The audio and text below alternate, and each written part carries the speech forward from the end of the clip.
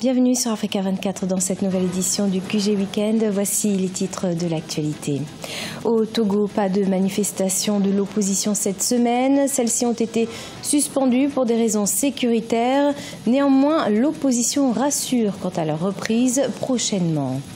Le président malien Ibrahim Boubacar Keïta était en visite officielle ces 10 et 11 mai en Côte d'Ivoire. Objectif, renforcer les liens économiques entre les deux pays, notamment dans les domaines du transport maritime, terrestre et aérien, de l'énergie ainsi que dans l'agriculture. Et puis, à l'approche du Ramadan, les organisations caritatives égyptiennes viennent en aide aux familles les plus démunies en Égypte.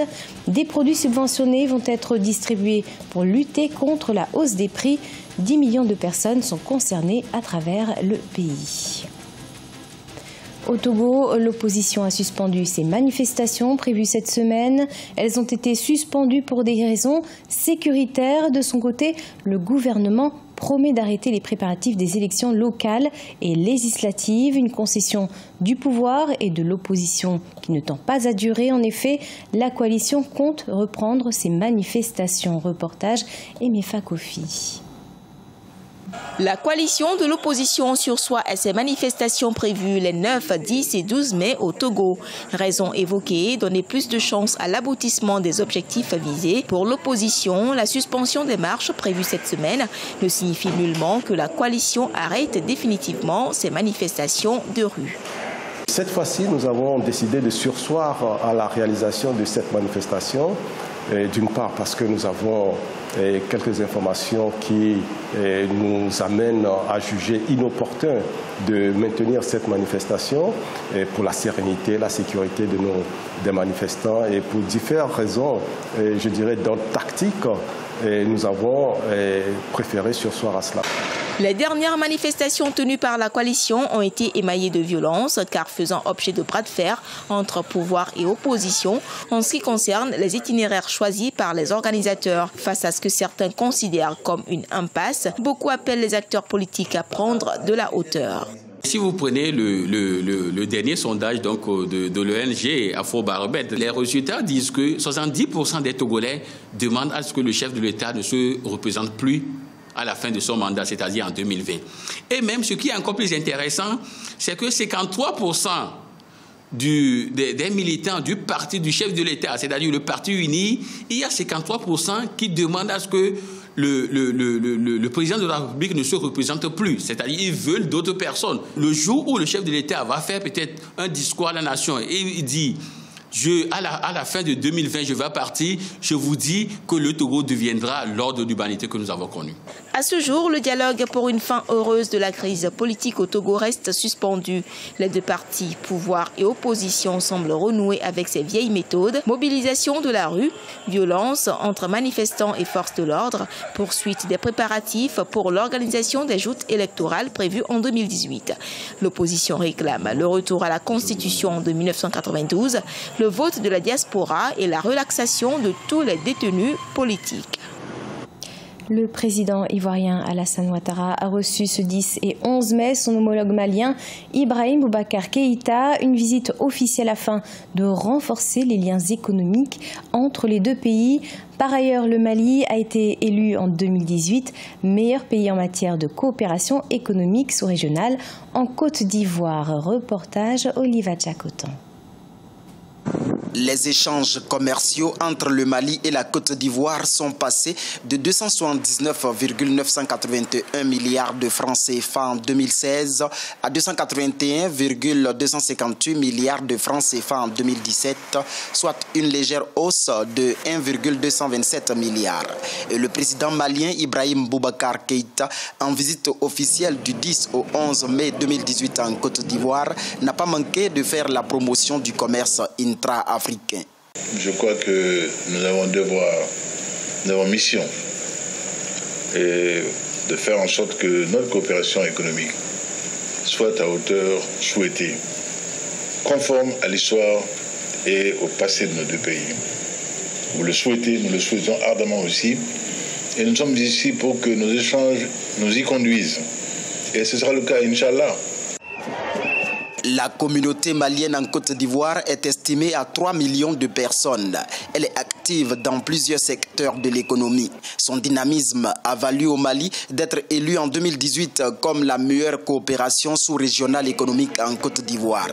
Une performance saluée par les autorités ivoiriennes. Je voudrais me permettre de vous féliciter pour les excellentes performances du Mali en matière économique et financière. Le Mali est une économie importante de notre Union.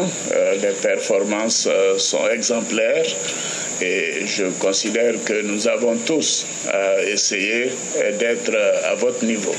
La Côte d'Ivoire importe du Mali plusieurs produits dont le coton et le tabac et exporte vers ce pays voisin du cacao, du café, de la noix de cajou entre autres. Le Premier ministre ivoirien Amadou Gon Coulibaly effectuera même une visite le 14 mai 2018 à Sikasso au Mali dans le cadre du projet de création de la zone économique spéciale Sikasso Bobo Dioulasso Korogo pour mieux renforcer la coopération économique.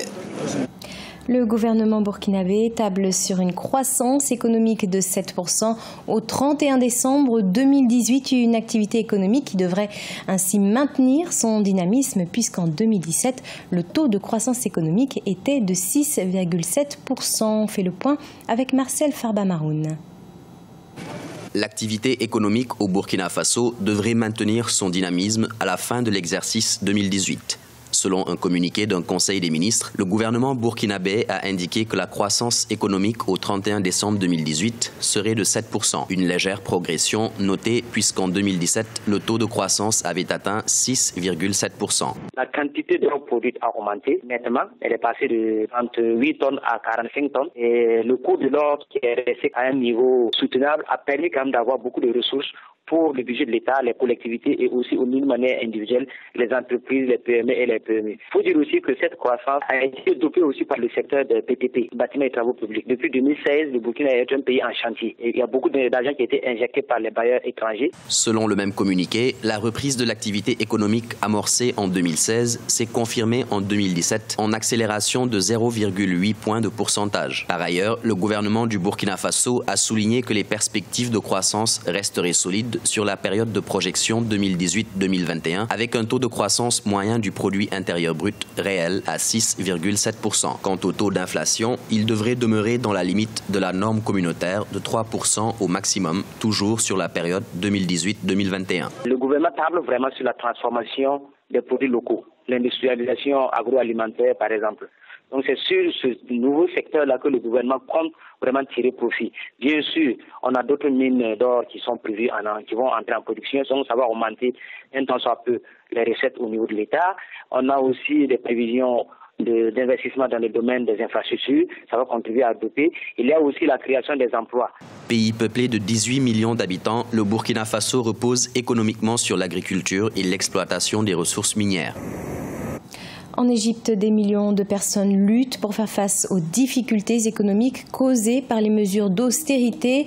Des organisations caritatives ont décidé d'entrer en action en distribuant des produits de première nécessité aux familles dans le besoin, notamment en ce mois de Ramadan. Un véritable soulagement en cette période d'inflation. Explication Gladys Wamba. Opération Solidarité à l'approche du mois sacré. À la veille de l'entame du Ramadan, les organisations caritatives égyptiennes viennent en aide aux familles les plus démunies. Pour lutter contre la hausse des prix, les organismes de charité distribuent des produits subventionnés. Un demi-million de boîtes de nourriture ont été préparées pour nourrir près de 10 millions de personnes à travers le pays pendant la période de jeûne. Nous distribuons la plus grande boîte d'approvisionnement en Égypte. Notre boîte pèse 25 kilos et contient 16 produits. Riz, pâtes, jus, sucre, farine, orzo, blé, thé. Ce lot est destiné à tous ceux qui ont été jugés éligibles par la fondation Mars Al-Khair et par l'un de nos partenaires caritatifs qui distribue des boîtes en Haute-Égypte, de Fayoum à Assouan, ainsi que dans certains gouvernorats dans le delta du Nil. Le flottement de la livre égyptienne fin 2016 a entraîné une forte inflation dans ce pays dépendant des importations. Une situation à laquelle s'est ajoutée des réformes d'austérité en réponse au programme de près de 12 milliards de dollars approuvé par les bailleurs de fonds internationaux, ce qui contraint le budget de nombreux foyers égyptiens. Les organisations de la société civile sont contre les hausses des prix et nous sommes tous solidaires par nos efforts de charité et d'emballage des boîtes de Ramadan afin que nous puissions avoir le monopole sur les produits, de sorte qu'il n'y aura pas d'augmentation des prix. Le premier jour du mois sacré varie souvent d'un pays à l'autre en fonction des observations lunaires. En Égypte, le Ramadan devrait débuter entre le 15 et le 17 mai. C'est la fin de ce journal. Merci de l'avoir suivi. On se retrouve dans quelques instants pour une nouvelle édition de l'information sur Africa 24.